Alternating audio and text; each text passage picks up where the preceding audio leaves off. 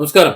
നമ്മുടെ കേരളത്തെ അശാന്തമാക്കുന്നത്, കേരളത്തിൽ വർഗീയമായി സംഘർഷമുണ്ടാക്കുന്നത്, ഇരു വിഭാഗങ്ങളെ തമ്മിലടിപ്പിക്കുന്നത് ഇവിടുത്തെ മാധ്യമങ്ങളാണ് എന്നതിന് ചില കാര്യങ്ങൾ നിങ്ങളുടെ മുന്നിലേക്ക് വെക്കാനാണ് ഞാൻ ഈ വീഡിയോ ഉപയോഗിക്കുന്നത്. അതിന് ആത്യന്തികമായി ഒരു തെളിവോടുകൂടി ഞാൻ തുടങ്ങാം.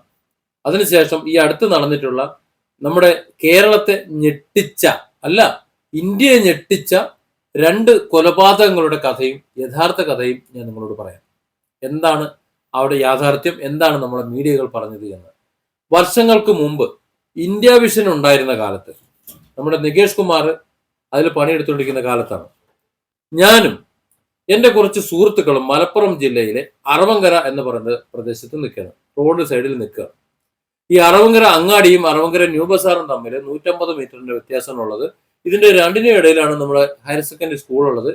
അതിന്റെ ഓപ്പോസിറ്റ് ഒരു ബിൽഡിങ്ങിന്റെ മുന്നിൽ അതിൽ SDPIക്കാരുണ്ട്, CPMകാരുണ്ട്, മുസ്ലിം ലീഗുകാരുണ്ട്, ഇതിലൊന്നുമില്ലാത്ത ആൾക്കാരുമുണ്ട്. എല്ലാവരും കൂടെ ചേർന്നിട്ട് അവിടെ പന്ത് കളി കണ്ടുകൊണ്ടിരിക്കുക. പന്ത് കളി എന്ന് പറഞ്ഞാൽ സ്കൂൾ ഗ്രൗണ്ടിൽ കുട്ടികൾ കാൽപന്ത് കളിക്കുന്നുണ്ട്, ഫുട്ബോൾ കളിക്കുന്നുണ്ട്. അത് കണ്ടുകൊണ്ട് അഭിപ്രായം പറഞ്ഞുകൊണ്ട് ഇങ്ങനെ നിൽക്കുക.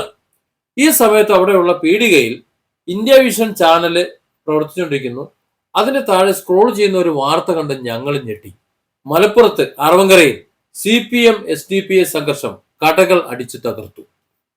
ഈ രീതിയിൽ അന്ന് ഇതുപോലെ ഇന്റർനെറ്റോ കാര്യങ്ങളൊന്നും ഇല്ലല്ലോ, നമുക്കത് സേവ് ചെയ്ത് വെക്കാനൊന്നും തൽക്കാലം മാർഗമൊന്നുമില്ല. അതുകൊണ്ട് തെളിവ് ചോദിക്കരുത്. അപ്പോൾ ആ നിലയിൽ ഇത് വായിച്ച് ഞങ്ങൾ ഞെട്ടി. സ്ക്രോളിൽ ഇങ്ങനെ പോകുന്നുണ്ട്, ഒരു സ്പെഷ്യൽ ന്യൂസ് ആയിട്ട് ഇങ്ങനെ പോവുകയാണ്, ഫ്ലാഷ് ന്യൂസ് ആയിട്ട് പോയിക്കൊണ്ടിരിക്കുക. അപ്പോൾ എൻ്റെ കയ്യിൽ നികേഷ് കുമാറിന്റെ നമ്പർ ഉണ്ടായിരുന്നു. ആ കാലത്ത് കുറച്ച് പത്രപ്രവർത്തനവും എഴുത്തും ഒക്കെ ഉണ്ടായിരുന്ന കാലമാണ്. 3 പേപ്പറുകളിൽ ഞാൻ എഴുതിക്കൊണ്ടിരുന്ന ഒരു കാലമായിരുന്നു അന്ന്. അപ്പോൾ നികേഷിനെ വിളിച്ചിട്ട് ഇതെന്താ സംഭവം, എവിടെയാണെന്ന് ചോദിച്ചപ്പോൾ മലപ്പുറം റിപ്പോർട്ട് തന്ന ന്യൂസാണ് എന്നാണ് പറഞ്ഞത്. ഈ ഓരോ വാർത്ത ഉണ്ടാക്കാൻ ന്യൂസ് റിപ്പോർട്ടർമാർക്ക് ഒരു പക്ഷേ ടാർഗറ്റ് ഉണ്ടെന്ന് തോന്നുന്നു, വാർത്തകൾ ഉണ്ടാക്കി കൊടുക്കാൻ. അങ്ങനെ ഇങ്ങനെ ഉണ്ടായതാണിത്. അപ്പോൾ മലപ്പുറത്തെ റിപ്പോർട്ടർ നമ്പർ തന്നു. ആ നമ്പർക്ക് വിളിച്ചിട്ട് ചോദിച്ചു ഇത് അറവങ്കരയിൽ എവിടെയാണെന്ന് ചോദിച്ചപ്പോൾ അവിടെ ഉണ്ട്, പക്ഷെ എവിടെയാണെന്ന് പറയും. അവസാനം കാര്യം ചോദിച്ചപ്പോൾ ബബ്ബ അടിച്ചിട്ട് റിപ്പോർട്ടർ ഫോൺ വെച്ചു. പിന്നെ ആര് വിളിച്ചിട്ട് ഫോൺ എടുക്കണമില്ല. ഇതായിരുന്നു അവസ്ഥ. സത്യത്തിൽ അറവങ്കരയിൽ അങ്ങനെ ഒരു സംഭവമേ ഉണ്ടായിട്ടില്ല. മലപ്പുറത്തെ റിപ്പോർട്ടർ ഇന്ത്യ വിഷന് കൊടുത്തിട്ടുള്ള വാർത്തയാണ് ഈ അറവങ്കര എന്ന് പറയുന്ന സ്ഥലത്ത് CPM SDPI സംഘർഷം, കടകൾ അടിച്ച് തകർത്തു എന്ന് പറഞ്ഞിട്ട്. കടകൾ അടിച്ച് തകർന്നു പോയിട്ട് കടയിൽ പോയി നാരങ്ങ മിഠായി വാങ്ങി തന്നെ ഒരു മനുഷ്യൻ പോയില്ല. പിന്നെയല്ലേ ബാക്കി. അതായത് പാച്ച നുണ പറഞ്ഞുകൊണ്ടാണ് അവിടെ രാഷ്ട്രീയ തമ്മിലടി നടത്തുന്നത്. ഇത് കണ്ട കേരളത്തിലെ ബാക്കിയുള്ള ഭാഗത്തുള്ളവർ എന്ത് കരുതിയിട്ടുണ്ടാവും? മലപ്പുറത്ത് CPM SDPI സംഘർഷം ഇല്ലേ, ഇതന്നെയല്ലേ കരുതുക. ഇനി ഈ അടുത്ത കാലത്ത് നടന്നിട്ടുള്ള 2 കൊലപാതകങ്ങളെ വാർത്ത എങ്ങനെയാണ് നമ്മുടെ മലയാള ചാനലുകൾ നമ്മളെ കേൾപ്പിച്ച് ആശങ്കാകുലരാക്കിയത് എന്ന് ഞാൻ നിങ്ങളോട് പറയാം. ഞാൻ ഇവിടുന്ന് പോയപ്പോൾ മംഗളൂരുവിൽ ഒന്ന് തങ്ങി. മനഃപൂർവ്വം തങ്ങിയതാണ്. മംഗളൂരുവിൽ 2 സംഘർഷം ഉണ്ടായിരുന്നു. നിങ്ങൾ കഴിഞ്ഞ ദിവസം അറിയാമല്ലോ, ഒരു നാടൻ ക്രിക്കറ്റ് കളിയുമായി ബന്ധപ്പെട്ട് അവിടെ ഒരു കൊലപാതകം നടന്നു. ഒരു മുസ്ലിം ചെറുപ്പക്കാരൻ കൊല്ലപ്പെട്ടു. അതിനുശേഷം തൊട്ട് സമീപം മറ്റൊരു ദിവസത്തിൽ അവിടെ ഒരു ബജ്രംഗ് ദളിന്റെ ഒരു പഴയകാല നേതാവും ഇപ്പോഴത്തെ പ്രവർത്തകനും അത്യാവശ്യം ഗുണ്ടയൊക്കെ ആയിട്ടുള്ള ഒരാളും കൊല്ലപ്പെട്ടു. ഇവിടെ മാധ്യമങ്ങൾ ഈ 2 വാർത്തകളെയും കൈകാര്യം ചെയ്ത് ഏതൊക്കെ രീതിയിലാണ്? ക്രിക്കറ്റ് കളി കൊണ്ടുവന്ന ഒരു ചെറുപ്പക്കാരനെ പാകിസ്ഥാന് വേണ്ടിയിട്ട് സിന്ദാബാദ് വിളിപ്പിച്ചു എന്ന് ആരോപിച്ചുകൊണ്ട് ഈ പറഞ്ഞ BJPക്കാര് അല്ലെങ്കിൽ RSS സംഘപരിവാർ ചേർന്ന് തല്ലിക്കൊന്നു എന്ന പച്ച നുണ പ്രചരിപ്പിച്ചു. പച്ച നുണ. ഇത് ബംഗളൂരുകാർ അറിഞ്ഞിട്ടില്ല. ഈ സംഭവം ബംഗളൂരിൽ ഇവിടുന്ന് റിപ്പോർട്ട് പോയി സംസാരിച്ചിട്ടുണ്ടോ? അതൊക്കെ ഞാൻ ആ കഥ ഒന്നും പറയണില്ല. സംഭവ സ്ഥലത്ത് നിന്നും ലൈവായിട്ട് ടെലികാസ്റ്റും ചെയ്തിട്ടുണ്ടാവും. അതൊന്നും എനിക്ക് അറിഞ്ഞൂടാ. അത് നിങ്ങൾ അതേ മീഡിയക്കാരോട് ചോദിക്കുക. പക്ഷെ ആ ക്രിക്കറ്റ് കളിച്ചവരോ ആ കേസിൽ പിടിച്ചവരോ മറ്റുള്ളവരോ അവരാരും അത്തരം കാര്യത്തിൽ സംസാരിക്കുന്നില്ല. അവിടെ ഒരു പ്രശ്നമുണ്ടായി, ഇയാൾക്കൊരു മാനസിക പ്രയാസം ഉണ്ടായിരുന്നു. അതറിയാതെ ഇവൻ എന്തൊക്കെയോ പറഞ്ഞു, അവിടെ ഉള്ളവർ എടുത്തിട്ട് അടിച്ചു. അങ്ങോട്ടടി ഇങ്ങോട്ടടി, അങ്ങോട്ടടി ഇങ്ങോട്ടടിയായി. അവസാനം ഒരാൾ മരണപ്പെട്ടു. മംഗളൂരു പോലീസ് അത് വളരെ വ്യക്തമായി ആ പ്രതികളെ അറസ്റ്റ് ചെയ്യുകയും ചെയ്തു. ഇത് അതിന്റെ കഥ. അതിനെ നമ്മളിവിടെ വർഗീയമായിട്ടാണ് നമ്മൾ മനസ്സിലാക്കിയത്. എന്നാൽ അതിനുശേഷം നടന്ന കൊലപാതകം, ആ കൊലപാതകം ബജ്രംഗ് ദളിന്റെ ഒരു പ്രവർത്തകനാണെന്നുണ്ടെങ്കിലും അതുമായിട്ട് ബന്ധപ്പെട്ട ആളല്ല. അവിടെ ഒരു ചെറുപ്പക്കാരനെ കൊന്നു. അതും ജാതിയുടെ മതത്തിന്റെ പേരിലല്ല. അത് ഇതുപോലെ തന്നെ തർക്കം ഉണ്ടായതിന്റെ പേരിൽ ഈ പറഞ്ഞ ബജ്രംഗ് ദൾ അന്നത്തെ നേതാവായിരുന്ന ആ ഗുണ്ട ലിസ്റ്റുള്ള ആള് ഇയാളെ കൊന്നു. കൊന്നതിന് പ്രതികാരമായി കൊല്ലപ്പെട്ട ആളുടെ സഹോദരനും മറ്റ് സുഹൃത്തുക്കളും കൂടെ ചേർന്ന് വന്ന് ഇയാൾ അങ്ങ് തട്ടി. ഇതാണ് അവിടെ സംഭവിച്ചത്. അതിൽ മതപരമായോ മറ്റോ യാതൊന്നും തന്നെ ഇല്ല. പക്ഷെ ഈ വാർത്ത കേരളത്തിലെ മാധ്യമങ്ങൾ എങ്ങനെ റിപ്പോർട്ട് ചെയ്ത്? അതായത് അവിടെ അഷ്റഫ് കൊല്ലപ്പെട്ടതിന് ഇപ്പുറത്ത് മറ്റൊരു BJP RSS സംഘപരിവാർ പ്രവർത്തന ബജറംഗ് ദൾ പ്രവർത്തനെ കൊന്നു എന്ന നിലയിൽ ഒരു വേള എനിക്ക് പോലും സംശയം തോന്നി ഈ മാധ്യമങ്ങളെല്ലാം ഇത്തരത്തിൽ വാർത്തകൾ ചെയ്തപ്പോൾ. ഇതിന്റെ ഒരു നിജസ്ഥിതി അറിയാൻ വേണ്ടിയിട്ടാണ് സത്യത്തിൽ ബാംഗ്ലൂരിൽ ഞാൻ ഇറങ്ങിയത്. ഞാനിവിടെ അന്വേഷിച്ച ചില BJP RSS മുസ്ലിം ലീഗ് കുറച്ച് ആൾക്കാരുണ്ട്. ഞാൻ പോയ സമയത്ത് അവർ പറയണം, സത്യത്തിൽ നിങ്ങളുടെ മലയാള പത്രങ്ങളും മലയാള ചാനലുകളും ഞങ്ങൾ അന്തം വിട്ടിരിക്കുകയാണ്. എന്താ അവർ പറയുന്നത് എന്ന് ഞങ്ങൾക്ക് അറിയാൻ വയ്യ എന്നാണ് പറയുന്നത്. അതായത് ഇത് തമ്മിൽ എന്തെങ്കിലും കണക്ഷൻ ഉണ്ട് എന്ന് മംഗളൂരുകാർ ചിന്തിക്കുന്നില്ല.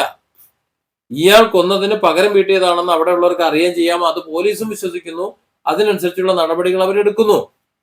ഇതിന് ഇവിടെ മുസ്ലിം ഒരുത്തൻ കൊല്ലപ്പെട്ടത് കൊണ്ട് അവിടെ ഹിന്ദു ഒരുത്തനെ കൊന്നു എന്നാക്കി തീർക്കുന്നത് ഇവിടത്തെ മലയാളത്തിലെ മാധ്യമങ്ങളാണ്. ഉത്തരേന്ത്യയിൽ അത് നടക്കുന്നു ഇത് നടക്കുന്നു എന്ന് പറഞ്ഞുകൊണ്ട് നമ്മൾ അറിയുന്ന പല കാര്യങ്ങളും അവിടെ നടക്കുന്നേയില്ല. ഈ മംഗളൂരിൽ അത് നടന്നു ഇത് നടന്നു, ഹർത്താല്, അവിടെ കല്ലേറ്, അവിടെ ഭയങ്കര പ്രശ്നങ്ങൾ എന്നൊക്കെ പറഞ്ഞുകൊണ്ട് നമ്മളെ അങ്ങോട്ട് ഭീതിപ്പെടുത്തുന്നുണ്ടല്ലോ. മംഗളൂരിന്റെ ഏതോ ഒരു മൂലയിൽ എന്തോ ഒരു ചെറിയൊരു സംഭവം നടന്നതിനെ ഊതിപ്പെരുപ്പിച്ച് മംഗളൂരു മുഴുവൻ നടത്തിയെന്നാക്കി വെക്കുന്നു. സത്യത്തിൽ അങ്ങനെ ഒരു സംഭവം, ഒരു കല്ലേറോ ബസ്സിന് കല്ലെറിഞ്ഞതോ കടയടപ്പിച്ചതോ മംഗളൂരുകാർ അറിഞ്ഞിട്ടില്ല. അത് ഇവിടെ ഉള്ളവരാണ്, ഇവിടെയുള്ള മാധ്യമങ്ങളാണ് അറിഞ്ഞിട്ടുള്ളത്. ഈ മാധ്യമങ്ങൾ പറഞ്ഞുകൊണ്ട് കേരളത്തിലെ ജനങ്ങൾ മുഴുവൻ അറിഞ്ഞു കഴിഞ്ഞു. ഞാൻ ചോദിക്കട്ടെ, ഇതാണോ മാധ്യമധർമ്മം? ഇതാണോ പത്രപ്രവർത്തനം എന്ന് പറയുന്നത്? ഇല്ലാത്ത ആടിനെ ഉണ്ടാക്കുക, എന്നിട്ട് ആ ആടിനെ പട്ടിയാക്കുക, പിന്നെ അതിനെ പേപ്പട്ടിയാക്കുക, പിന്നെ അതിനെ തല്ലിക്കൊല്ലുക, തല്ലിക്കൊന്ന ശേഷം ആ കൊലയുടെ പേരിൽ ഇവിടെ ആഘോഷിക്കുക. ഇതാണ് ഇവിടുത്തെ മാധ്യമങ്ങൾ, പ്രത്യേകിച്ച് ഇവിടുത്തെ ചാനലുകൾ, TV ചാനലുകൾ.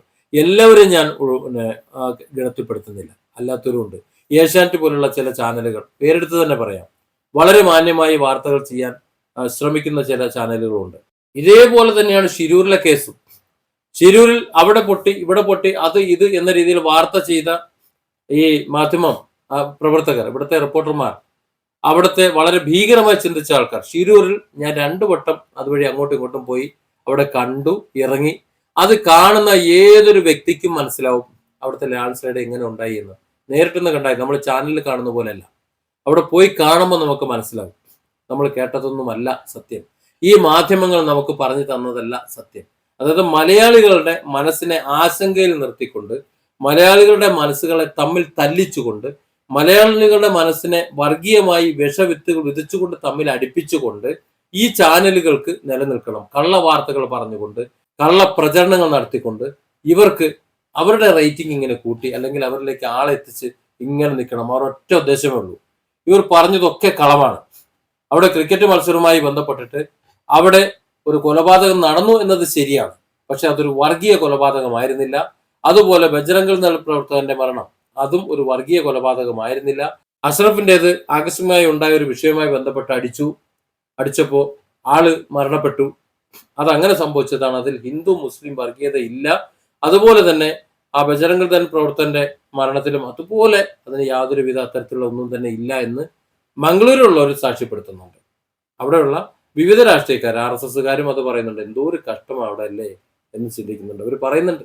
അപ്പൊ ഏത് വാർത്തയായാലും ചാനലുകൾ നമ്മുടെ മുന്നിൽ വിളമ്പുമ്പോൾ അതിൽ എന്താണ് വസ്തുത എന്ന് നമ്മൾ സ്വയം ഒന്ന് ചെറിഞ്ഞിട്ട് അത് വിശ്വസിക്കേണ്ട സാഹചര്യമാണ് ഉള്ളത്. നമ്മൾ പ്രതികരിക്കുന്നതിന് മുമ്പ് ഇവർ പറഞ്ഞത് സത്യമാണെന്നൊന്ന് ഉറപ്പുവരുത്തണം.